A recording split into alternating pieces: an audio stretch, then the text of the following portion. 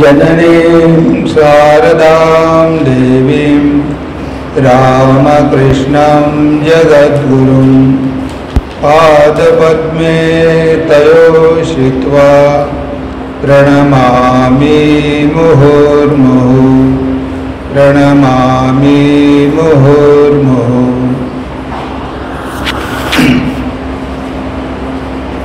परम पूजनीय स्वामी गौतमानंद जी महाराज, अध्यक्ष रामकृष्ण मठ आणि मिशन बेलूर मठ,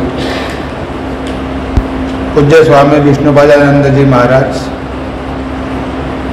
स्वामी राघवेंद्रनाथ जी महाराज, समोर बसलेले सगळे संन्यासी वृंद आणि इथे उपस्थित सर्व भक्त मंडळी, आज माताजींचा दिवस आहे आणि आज आपण माताजींवर चिंतन करत आहोत.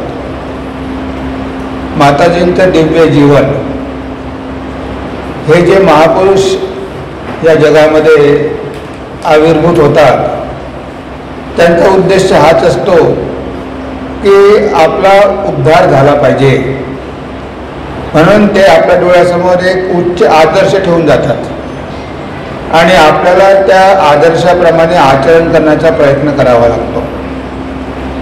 आज आपण समाजामध्ये बघतो की समाजामध्ये कितीतरी विसंगती आलेल्या आहेत. दिवसेंदिवस मनुष्य स्वार्थी होत आहे, त्याच्यामध्ये सहनशीलता राहिलेली नाही, अतिशय लोभी झालेला आहे. अशा वेळेस जेव्हा आपण अशा प्रकारच्या विभूती बघतो तेव्हा आपल्याला वाटतं की ह्या लोकांनी जे काही आपल्याला दिलेलं आहे त्याचं जर जगाने आचरण केलं, थोडं जरी आचरण केलं तरी जगामध्ये किती बदल होऊन जाईल. जेव्हा माताजींना कोणीतरी विचारलं की ठाकूरांनी तुम्हाला कशासाठी आणलं, तेव्हा माताजी म्हणाल्या की ठाकूर मला ईश्वराचा मातृभाव दाखवण्यासाठी किंवा ईश्वराचं मातृप्रेम दाखवण्यासाठी जगामध्ये ठेवून गेलेले आहेत. ईश्वराचं मातृप्रेम आपण कालही बघितलं, ठाकूरांचं प्रेम. इथे ईश्वराचं मातृप्रेम हे जगाला दाखवण्यासाठी, कारण आज जगामध्ये या प्रेमाचाच अभाव आहे आणि ज्या ठिकाणी प्रेम नसेल त्या ठिकाणी सेवा असू शकत नाही. म्हणून परिवारामध्ये आपण बघतो की ते असंतोष असतो. इव्हन परिवारामध्ये सूनबाईसुद्धा आपल्या सासू सासऱ्यांची सेवा करू इच्छित नाही, कारण तिथे जर प्रेमाचा ओलावा नसेल तर सेवेचा भाव राहणार नाही. पण माताजी बघा दक्षिणेश्वरला होत्या, त्यांची खोली किती लहान होती, त्या छोट्याशा खोलीमध्ये राहायच्या आणि सगळं काही करायच्या.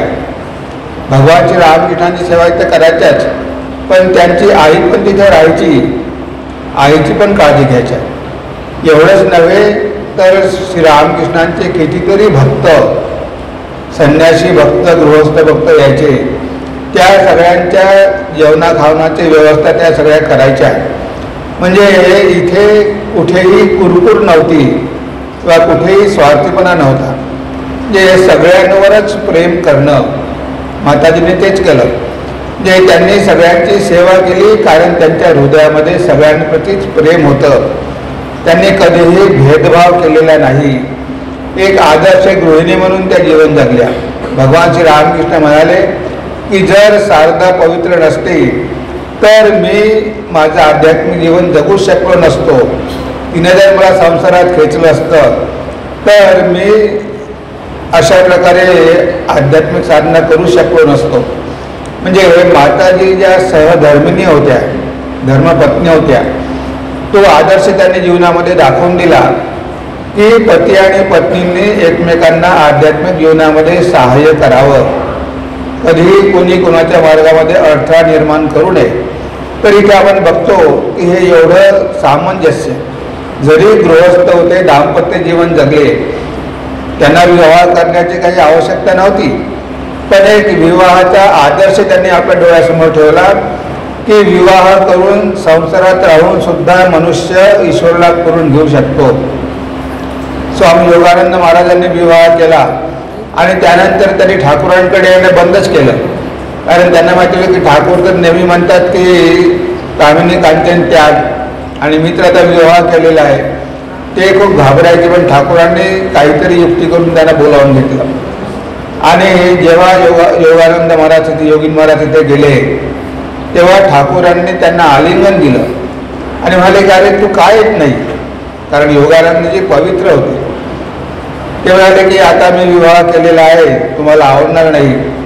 तर ठाकूर म्हणाले की मी पण विवाह केलेला आहे, विवाह केल्यामुळे काय बिघडते, एक नाही असे 1000 जरी विवाह केले तरी इथली जर कृपा असेल तर तुझं काहीही वाकडं होणार नाही. म्हणजे ठाकूरांची जर कृपा असेल तर वैवाहिक जीवनामध्ये सुद्धा मनुष्य आध्यात्मिक प्रगती करून घेऊ शकतो. म्हणजे सांग तुला काय व्हायचं आहे, तुला संन्यासी व्हायचं आहे की गृहस्थ व्हायचं आहे.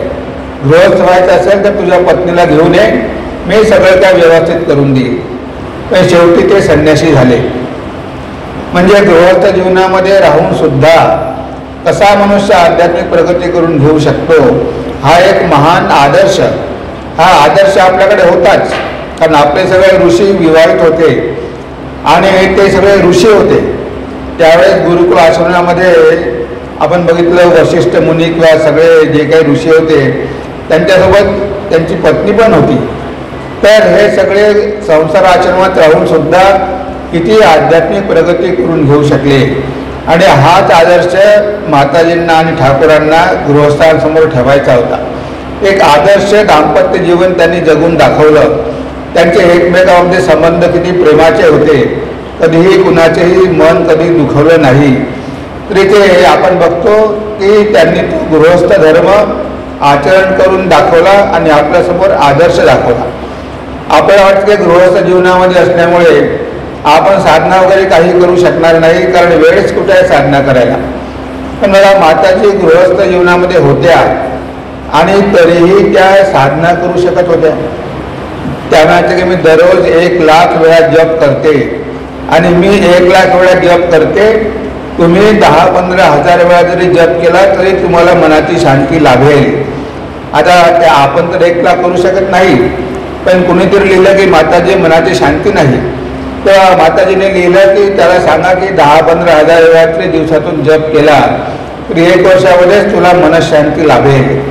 म्हणजे हे माताजींनी गृहस्थ जीवन जगून सुद्धा ह्या सगळ्या गोष्टी करून दाखवल्या, निस्वार्थपणे जीवन जगल्या. त्यांच्या जीवनामध्ये साधना पण होती आणि सेवा पण होती.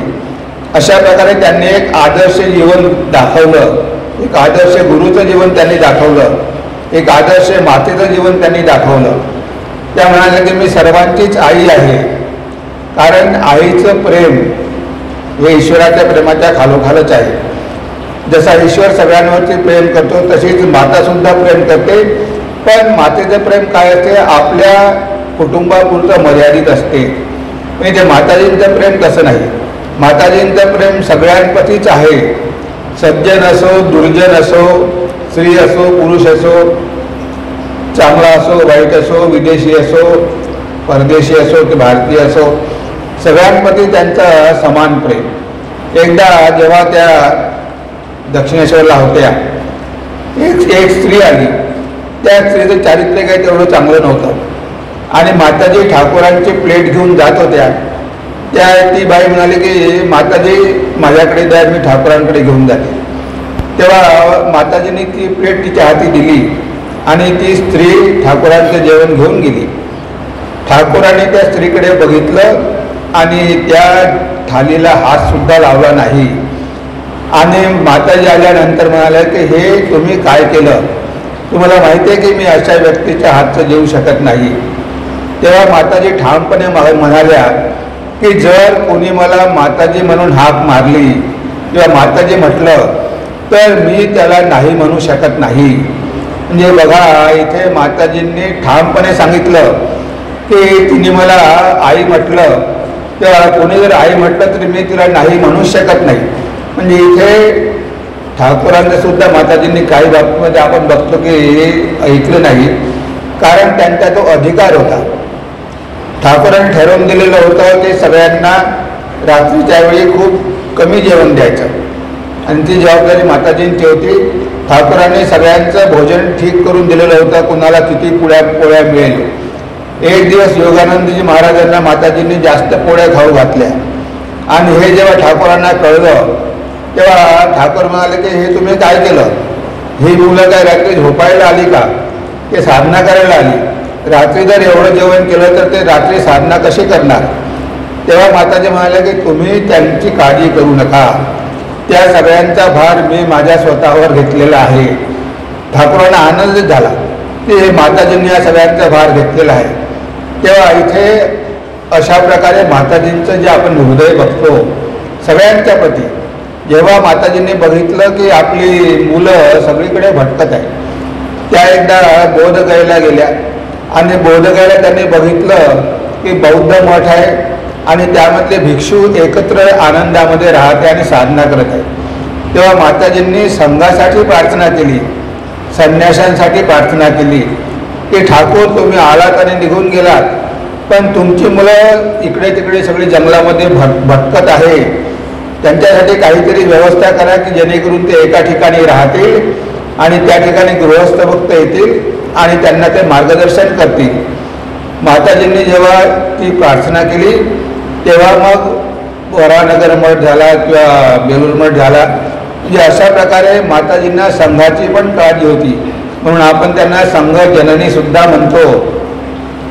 आणि त्या जेव्हा जरामुटीला होत्या, घर बांधायचं होतं, आता घर बांधण्यासाठी कामगार पाहिजे होते. त्यांनी त्या भागातले जे सगळे जंगलामध्ये राहणारे चोर होते, त्या डकैत होते, त्यांना बोलावलं आणि आपल्या घराचं काम सुरू केलं. गावातले सगळे लोक नाराज झाले की माताजी तुम्ही हे काय केलं, तुम्हाला माहिती आहे की हे लोक कसे आहे, हे दिवसा येतील बघून जातील आणि रात्री येऊन चोऱ्या करतील. तेव्हा माताजी म्हणाले की तुम्हाला माहिती आहे का ते चोर कशामुळे झाले, त्यांना काम मिळत नाही म्हणून ते चोर झाले.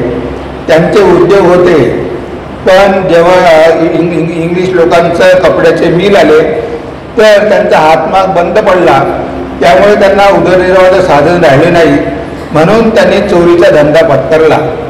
आणि जेव्हा त्यांना काम दिलं हळूहळू ते लोक पूर्णपणे बदलून गेले, ते माताजींचे भक्त झाले आणि ते योग्य मार्गावर आले. म्हणजे आपण बघतो की माताजींनी कधीही कुणालाही बिलकुल दूर केले नाही, सगळ्यांचा त्यांनी स्वीकार केला. कितीही वाईट असो कसाही असो तर त्यांनी त्यांचा स्वीकार करून त्यांच्यामध्ये बदल घडवून आणला.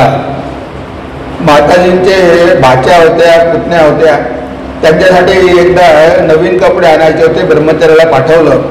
तो ब्रह्मचारी गेला आणि खादीचे कपडे घेऊन आला, कारण त्यावेळेस स्वदेश मुवमेंट होती की बाहेरच्या गोष्टींवर बहिष्कार टाकायचा. तर तो घेऊन आला, तेव्हा त्या मुलींना काही ते तसे कपडे आवडले नाही. माताजी म्हणाले का रे तू काय आणलंस, तर तो ब्रह्मचारी म्हणाले की नाही स्वदेश मुवमेंट आहे, आपण आपल्या देशामध्ये निर्माण झालेल्या वस्तूच घेतल्या पाहिजे, विदेशी वस्तूंवर बहिष्कार टाकला पाहिजे. तेव्हा माताजी म्हणाल्या की अरे ती पण माझीच संतान आहे, म्हणजे जे विदेशी आहे ती सुद्धा माझीच संतान आहे. मग माताजीने दुसऱ्या ब्रह्मचार्याला पाठवलं आणि मिलचे चांगले कपडे घेऊन आले. तर अशा प्रकारे आपण बघतो की त्यांनी कधीही कुठेही कुणाहीमध्ये भेद केलेला नाही, तो सज्जन असो की दुर्जन असो. माताजी म्हणायच्या की मी सज्जनाची पण माता आहे आणि दुर्जनाची पण माता आहे. माझ्या मुलांनी जर घाण मागून घेतली असेल तर त्यांना मांडीवर घेऊन त्यांचं अंग धुवून देणं हे माझं कर्तव्य आहे, कारण मी त्यांची आई आहे. तर हे जे मातृप्रेम आहे आपण बघतो माताजींच्या हृदयामध्ये, त्याची आज जगाला फार आवश्यकता आहे. मनुष्य दिवसेंदिवस कठोर होत चाललेला आहे, त्याच्या मनामध्ये प्रेमाची भावना राहिलेली नाही. म्हणजे स्वतःच्या कुटुंबावर जी व्यक्ती प्रेम करू शकत नाही ती जगावर प्रेम कसे काय करणार, तेव्हा भारतावर प्रेम कसे काय करणार. तर इथे आज जर खरी आवश्यकता असेल तर हृदयामध्ये प्रेमाची आवश्यकता आहे. मनुष्याचं हृदय कठोर झालेलं आहे, शुष्क झालेलं आहे, आणि माताजींनी ते दाखवून दिलं. त्या सगळ्यांच्याच आई होत्या, ज्यांनी त्यांना आई म्हणून संबोधलं त्या सगळ्यांचा त्यांनी स्वीकार केला, कधीही कुणालाही त्यांनी दूर केलं नाही. आणि दुसरं म्हणजे त्यांची सहनशीलता. त्या म्हणायचे की संसारामध्ये राहिल्यानंतर बऱ्याच गोष्टी आपल्याला सहन कराव्या लागतात. आजकाल सहनशीलता मुळीच राहिली नाही. छोट्या छोट्या गोष्टींवरून भांडणं होतात आणि त्या भांडणाचा मग शेवटी परिपाक काय होतो आपल्याला माहिती आहे, घटस्फोटामध्ये होतो. तर ह्या छोट्या छोट्या गोष्टी आपण सहन करू शकत नाही. पण माताजींना कितीतरी गोष्टी जीवनामध्ये सहन कराव्या लागल्या. त्यांनी सहन केल्या. जेव्हा माताजी जरामोटेवरून आल्या दक्षिणेश्वरला, नौकेमध्ये आई होती आणि त्या होत्या, त्यांची आई होती आणि त्या होत्या. त्या नौकेमधून उतरणार तिथे हृदय गेला, ठाकूर पण गेले आणि हृदयाने माताजींना खूप शिवीगाळ केली. आणि तुम्ही कशाला आल्या आणि इथे काही तुमची गरज नाही, ठाकूरांच्या जीवनामध्ये बाधा निर्माण होईल. आणि असं करून हे सगळे बोले. ठाकूर तिथे उभे होते, पण बघा ठाकूर एकही शब्द बोलले नाही. आता माताजींना किती वाईट वाटलं असेल की आपल्या पतीच्या समोर एक व्यक्ती आपला अपमान करत आहे आणि ठाकूर मात्र गप्प आहे, काहीच बोलत नाही. ठाकूर काहीही बोलले नाही आणि माताजी आल्या तशाच निघून गेल्या आणि म्हणाल्या की जशी कालीची इच्छा असेल तसंच होईल. म्हणजे एवढी सहनशीलता मनुष्यामध्ये असणं, जे माताजींनी सगळं सहन केलं, काहीही बोलल्या नाही. ठाकूरांना पण काहीही बोलल्या नाही आणि सरळ आपल्या गावाला परत निघून गेल्या. असे कितीतरी उदाहरणं आहेत. भैरवी ब्राह्मणांनी त्यांना किती त्रास दिला, तो सगळा त्रास त्यांनी सहन केला. हृदयरामने किती त्रास दिला, तो सगळा सहन केला. तर इथे ही सहनशीलताच आपल्यामधली कमी कमी होत चाललेली आहे. तर इथे सहन करायची सवय आपण लावली पाहिजे. कारण संसारामध्ये असे कितीतरी प्रसंग येतील की ज्यावेळेस आपल्याला सहन केल्याशिवाय गत्यंतर नाही. सीतामाईने जीवनामध्ये किती दुःख सहन केले, माताजींनी पण जीवनामध्ये किती दुःख सहन केले. ज्या जरामोटीला असताना, कामातपूरला असताना आपल्याला माहिती आहे की त्यांची काय कंडिशन होती. त्यांचे नातेवाईकच त्यांचा द्वेष करायचे, सगळ्यांना त्यांच्याकडून पैसे पाहिजे होते, पण त्यांनी सगळं काही सहन केलं. कुणी कितीही अपमान केला असेल सगळं काही त्यांनी सहन केलं. म्हणजे अशा प्रकारे माताजींचं जे दिव्य प्रेम आपण बघतो, त्यांची सहनशीलता बघतो आणि त्यांचे उपदेश. त्या म्हणायच्या की कर्म केल्याशिवाय मनुष्य राहू शकत नाही, कर्म करायलाच पाहिजे. आणि म्हणून मनुष्य जर कर्म करत नसेल तर काय त्याच्या मनामध्ये फालतू विचार येतील. म्हणून काहीतरी कर्म करत राहा. आणि हा कर्माचा मार्ग स्वामीजींनी दाखवून दिला. माताजींनी पण त्याला पूर्णपणे सपोर्ट केला की नरेंद्रने जे सांगितलेलं आहे ते केलंच पाहिजे. ज्याला कर्म करायचं नसेल त्यांनी सरळ बाहेरचा रस्ता धरावा, त्याला इथे राहण्याची गरज नाही. इथे हे काम सगळं ठाकूरांचं आहे. नरेंद्र जे काही करतो आहे ते सगळं ठाकूरांच्या इच्छेनंच करतो आहे. म्हणजे अशा प्रकारे माताजींनी संपूर्णपणे स्वामीजींना सपोर्ट केला. स्वामीजी अमेरिकेमध्ये होते तेव्हा त्यांनी एका पत्रामध्ये लिहिलं की तुमच्यापैकी म्हणजे संन्यासी शिष्यांपैकी तुमच्यापैकी कोणीही अजूनपर्यंत माताजींना समजू शकले नाही, पण हळूहळू तुम्हाला समजेल की माताजी कोण आहेत. बलरामबाबूची आई मातीच्या दुर्गेची पूजा करत आहे, पण ही जिवंत दुर्गा तिथे उपलब्ध आहे. म्हणजे माताजी शारदा देवी जिवंत दुर्गा उपलब्ध असताना मातीच्या मूर्तीची त्या पूजा कशाला करतात, त्यांना हे कसं कळत नाही की माताजी साक्षात दुर्गा आहे. म्हणजे हा स्वामीजींचा विश्वास होता. ब्रह्मानंदजी म्हणायचे की जे विष आम्ही हजम करू शकत नाही ते सगळं आम्ही माताजींकडे पाठवतो आणि त्या आनंदानं स्वीकारतात. त्या सगळ्यांना दीक्षा द्यायची. ब्रह्मानंदजी फार सिलेक्टिव्ह होते, ठराविक लोकांना दीक्षा द्यायचे. पण अशा प्रकारचे जे लोक हे जे त्यासाठी योग्य नव्हते, त्यांचं मन तेवढं पवित्र नव्हतं, अशा लोकांना ते माताजींकडे पाठवायचे आणि माताजी कधीही कोणतीही गोष्ट नाकारू शकत नव्हत्या. सगळ्यांचा स्वीकार करायचा आणि सगळ्यांना दीक्षा द्यायच्या. कधीही त्यांनी हा विचारच केला नाही की हा मनुष्य चांगला आहे की वाईट आहे, याला दीक्षा दिली पाहिजे की नाही दिली पाहिजे, हा विचार त्यांनी कधीही केला नाही. तर अशा प्रकारचं हे दिव्य जीवन आपल्या डोळ्यासमोर आहे. त्यांनी जगून दाखवलं, साधना करून दाखवली, सगळं काही सहन करून दाखवलं आणि गृहस्थ आश्रमात राहून सुद्धा दोघांनीही ती समाधीची अवस्था प्राप्त करून घेतली. तर हा आदर्श जे मातृजीवन त्यांनी आपल्या डोळ्यासमोर ठेवलं की कशा प्रकारचं हृदय आपलं पाहिजे. सगळ्यामध्ये पुरुष असो की स्त्री असो, सगळ्यामध्येच या मातृहृदयाची फार गरज आहे. जर आपल्या हृदयामध्ये प्रेम नसेल, जर आपलं हृदय शुष्क असेल, तर ना आपण भक्ती करू शकू, ना आपण कुणावर प्रेम करू शकू. माताजी म्हणाले की संसारामध्ये तुम्ही तुमचे कर्तव्य पार पाडा, पण मात्र प्रेम भगवंतावरच करा. कारण भगवंतावर केलेलं प्रेमच टिकून राहतं. जगावर जर आपण खूप प्रेम केलं तर कधी कधी त्यामध्ये आसक्ती निर्माण होऊ शकते. म्हणून संसारात राहा, सगळी कर्तव्य पार पाडा, सगळ्यांवर समान प्रेम करा आणि शेवटी तुमचं हृदय मात्र भगवंताच्या चरणी अर्पण करा. तर हेच माताजींनी आपल्याला सांगितलेलं आहे. माताजींचं जीवन म्हणजे आपल्यासमोर एक महान आदर्श आहे. त्यांनी जगून दाखवलं आहे. त्यांचं दिव्य जीवन तर होतंच. अनेक लोकांना त्यांचा अनुभव आला की माताजी कोण होत्या हे त्यांना माताजींनी दाखवून दिलेलं होतं.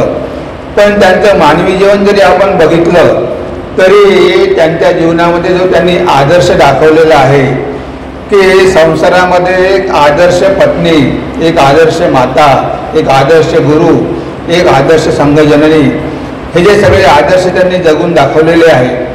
कारण संघाची काळजी शेवटपर्यंत माताजींनी घेतली. ठाकूर गेल्यानंतर सगळी जबाबदारी त्यांच्यावरच आली. जेव्हा ठाकूर म्हणाले की मी काय केलं, तुम्हाला माझ्यापेक्षाही खूप जास्त करावं लागणार आहे. आणि माताजींनी ठाकूर गेल्यानंतर 30-32 वर्षापर्यंत संघाचं नेतृत्व केलं आणि संघाला सगळ्या समस्यामधून बाहेर काढलं. किंवा स्वामीजींना सुद्धा मार्गदर्शन करायच्या कितीतरी वेळा. म्हणजे अशा प्रकारे आपण बघतो की स्वामीजीसारखे बुद्धिमान त्यांना पण कधी कधी माताजींकडे जाऊन त्यांचा सल्ला घ्यावा लागायचा आणि त्यांच्या इच्छेप्रमाणे स्वामीजी सगळे काही कार्य करायचे. कारण स्वामीजींनी ओळखलेलं होतं की माताजी कोण होत्या. म्हणून स्वामीजीच्या मनामध्ये माताजींविषयी एवढं प्रेम होतं. ते म्हणायचे की पहिले आश्रम माताजींचा, पहिले आश्रम मुलींसाठी, मग मुलांसाठी. अमेरिकेमध्ये असताना ते लिहितात की माताजींच्या मठासाठी एखादी जागा बघा तरच मी भारतामध्ये येईल. पहिले मुलींसाठी आश्रम झाला पाहिजे, मग मुलांसाठी होईल. जे ठाकूरांना स्त्रियांबद्दल खूप तळमळ होती. भारतीय स्त्रियांची अवस्था बघून त्यांना फार वाईट वाटायचं.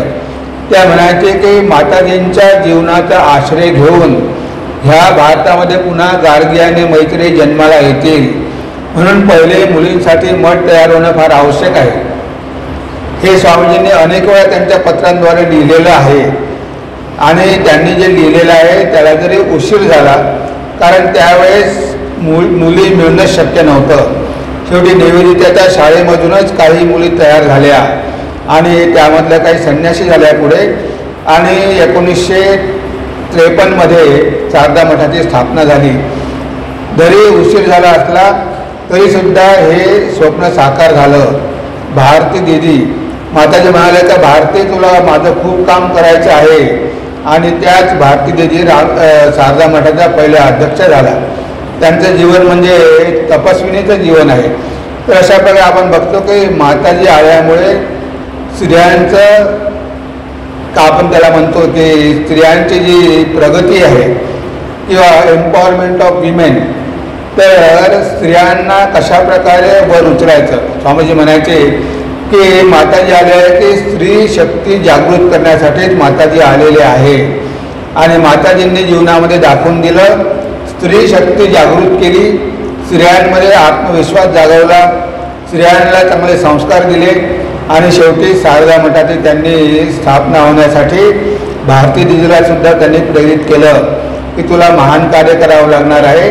आणि स्वामी शारदानंदजी महाराजांनीच भारती दिदीला संन्यास दिलेला होता. तर अशा प्रकारे माताजींनी ह्या जगासाठी किती महान कार्य केलेलं आहे. त्यांचं जीवन आपल्या डोळ्यासमोर आहे, त्यांचे उपदेश आपल्या डोळ्यासमोर आहे. त्यांचा आदर्श डोळ्यासमोर ठेवून जर आपण आपलं जीवन जगण्याचा प्रयत्न केला तर नक्कीच आपल्या जीवनामध्ये बदल होईल, समाजामध्ये बदल होईल. आणि आज जे काही वातावरण आहे, हिंसा म्हणा किंवा भ्रष्टाचार म्हणा, ह्या सगळ्या गोष्टी ज्या आहेत किंवा अत्याचार म्हणा, व्हायलन्स म्हणा, ह्या सगळ्या गोष्टी हळूहळू कमी होतील. कारण आज मनुष्याच्या हृदयामधलं प्रेम पूर्णपणे सुकलेलं आहे आणि तो रात्रंदिवस पैशाच्या मागे धावतो आहे. पण माताजीने मात्र असं एक त्यागमय जीवन जगून दाखवलं.